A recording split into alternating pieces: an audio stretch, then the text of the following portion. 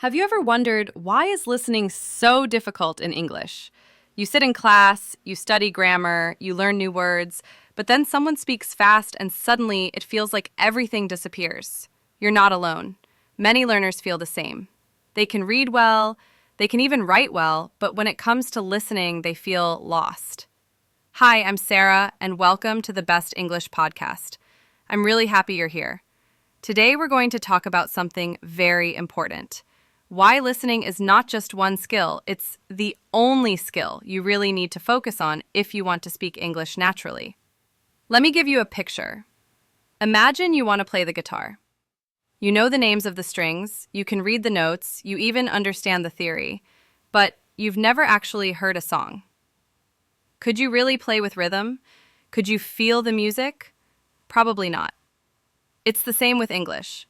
You can know the rules, you can memorize lists of words, but if you don't train your ears, the language feels empty.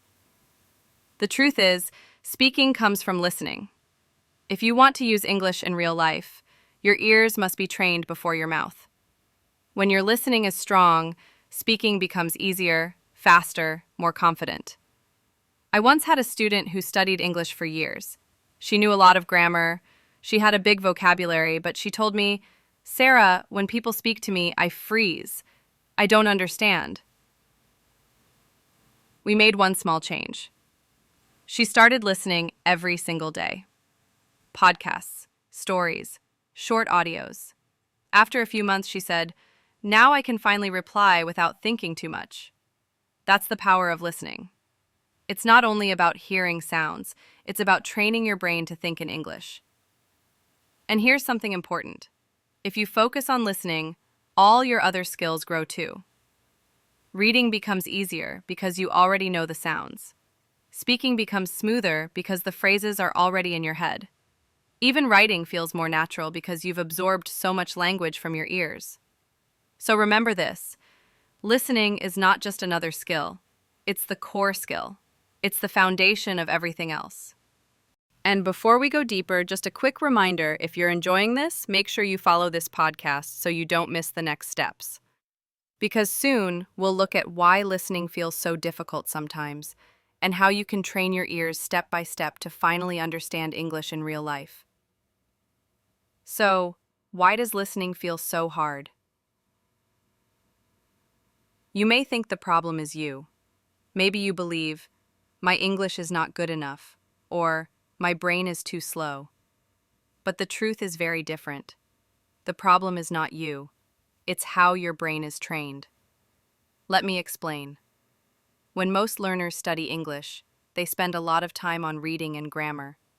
You see the words on paper, you translate them, you learn the rules. But listening is different. In real life, words don't wait for you. They come quickly, connected together, sometimes with different accents.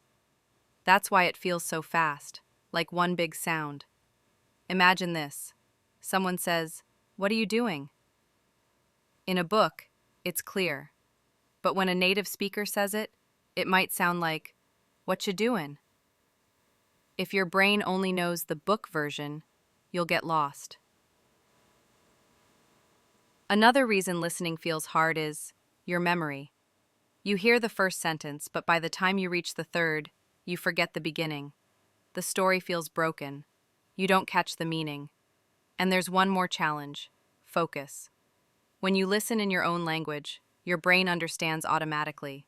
But in English, your brain is working hard to decode sounds, words, and meaning at the same time. It's like running while carrying heavy bags. You get tired quickly. But here's the good news. All of these problems can be trained. Your brain can learn to hear connected speech. Your memory can get stronger. Your focus can grow.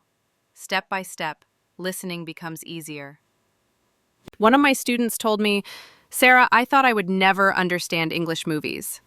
But after training with short audios, I started catching more words, then sentences, then whole scenes." That's how the brain works. It grows with practice. So if listening feels hard, don't think, "I'm bad at English." Think instead, "I just need to train my ears, my memory, and my focus." And once you understand this, You're ready to learn the first big exercise that can help you remember and connect what you hear. Let's look at one of the most powerful ways to improve your listening. I call it the retell exercise.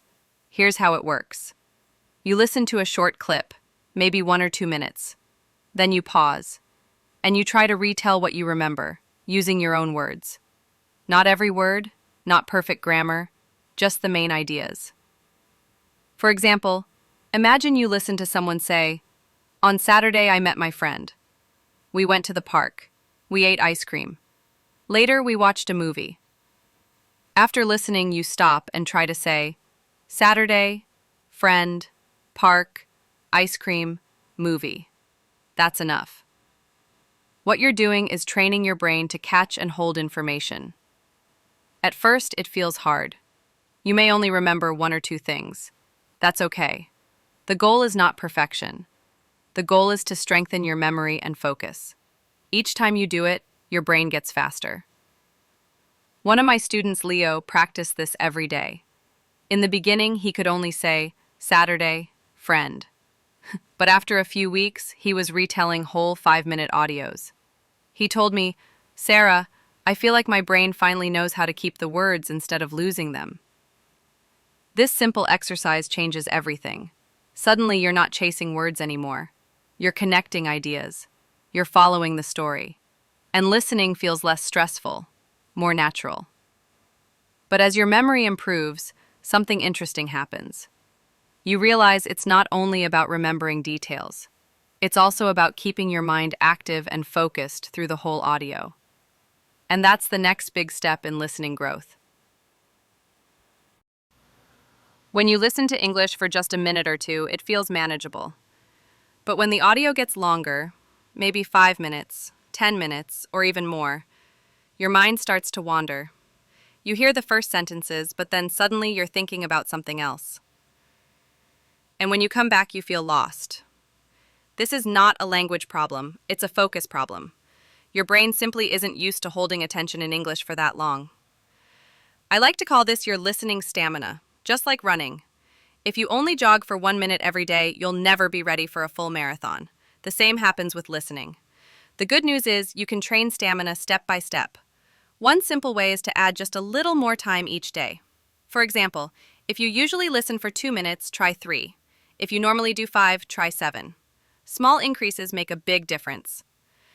I remember one of my students, Anna. At first, she could only focus for 3 minutes before her mind drifted away. She told me, Sara, it feels impossible to follow anything longer. But we practiced slowly, adding 1 or 2 minutes at a time. After a month, she was listening to whole 15-minute podcasts and enjoying them. She said, now I don't panic when English keeps going. I can actually stay with it. And here's another tip. Don't only sit and listen passively. Take small notes, just 1 or 2 words, like friend, park, ice cream. Writing down simple reminders helps your brain stay alert and connected. The more you train, the easier it becomes. Your brain gets stronger. Suddenly, 10 minutes doesn't feel long anymore. And this stamina makes a huge difference in real conversations, because people don't always stop after one sentence, they keep going.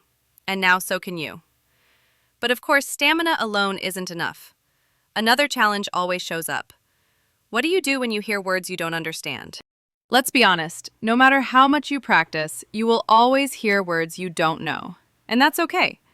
Many learners think, if I don't understand every single word, I've failed.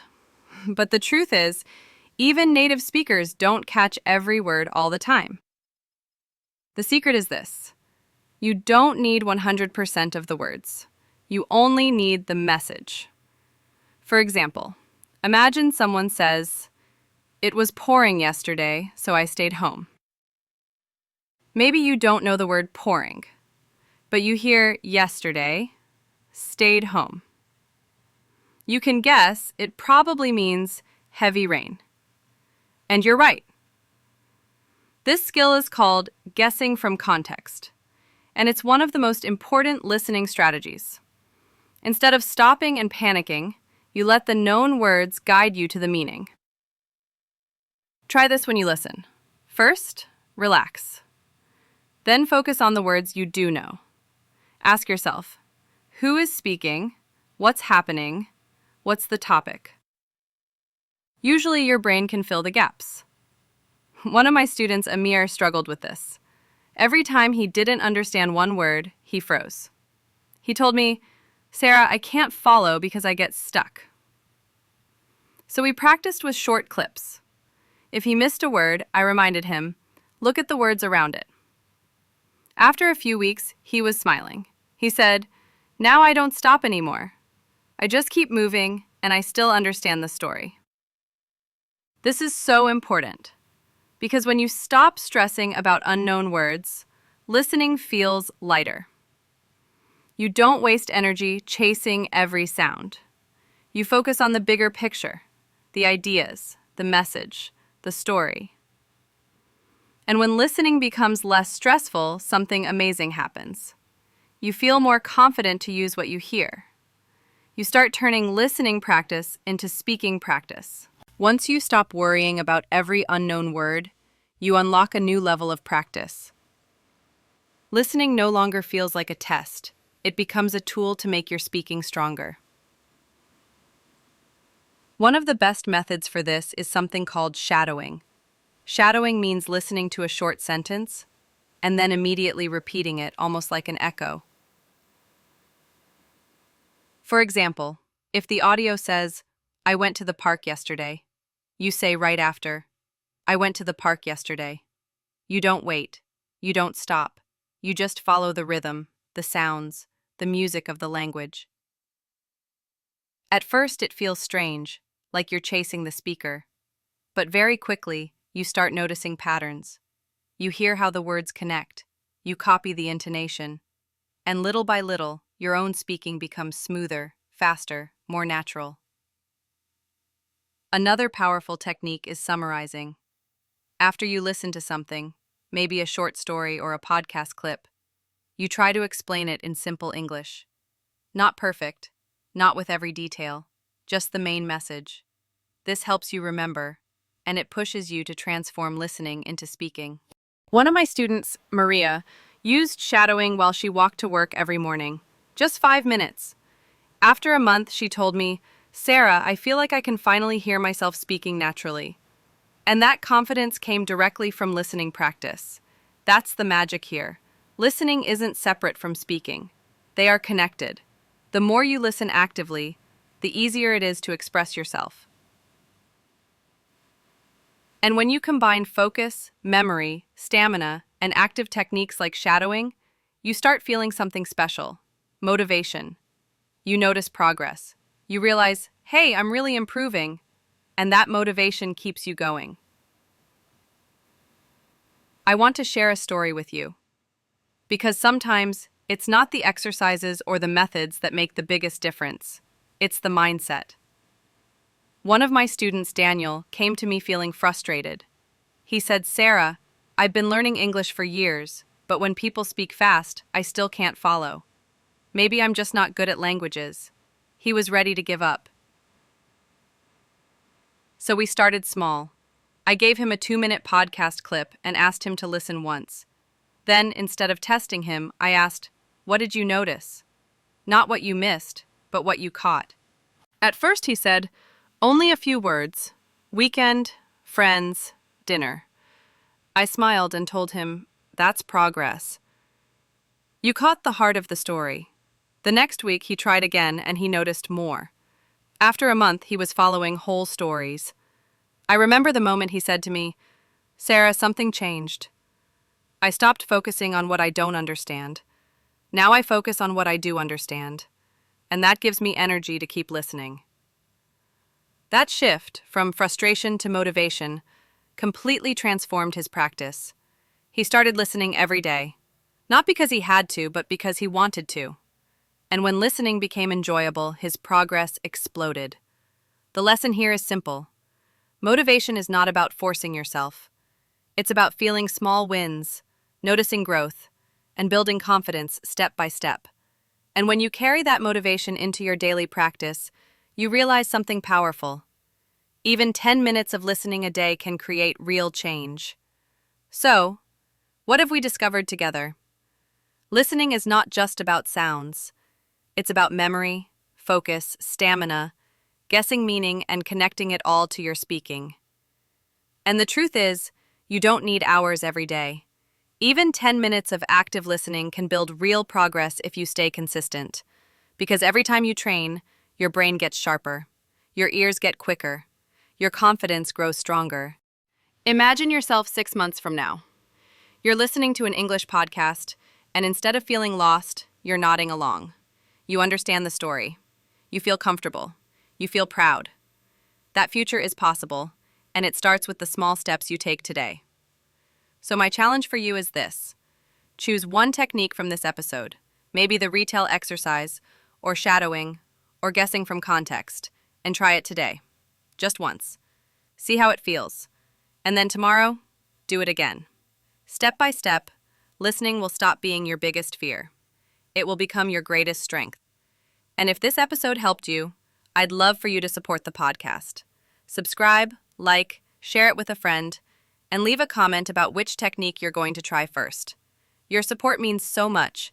It helps us reach more learners around the world. Remember, good speakers are always great listeners.